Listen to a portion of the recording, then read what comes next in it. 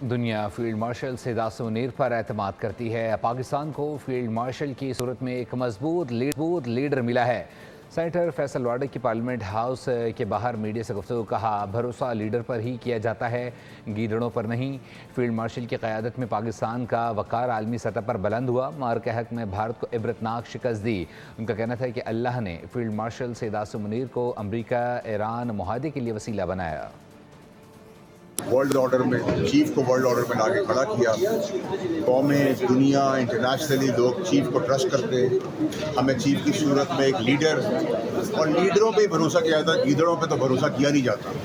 تو ہمارے پاس world forum پہ پاکستان کو آسمان پہ لایا، نہ کہ صرف ہم نے شکست دی انڈیا کو فیلڈ مارشل کی سربراہی میں، ہم نے انڈیا کے بعد صرف اس خطے میں نہیں بلکہ پوری دنیا کے ورلڈ پیس کے اندر جو امپورٹنٹ رول پلے کیا، اور جس کی بدولت اللہ تعالیٰ نے ان کو اسباب و وسیلہ بنایا کہ ہم یہاں تک پہنچیں گے، پیس ڈیل ہونے جا رہی ہے۔ پھر میں آپ سے کہوں گا کہ صرف ایک آدمی کا کمال ہے، فیلڈ مارشل کا، اس کو جتنا کریڈٹ دینا چاہیے کم ہے۔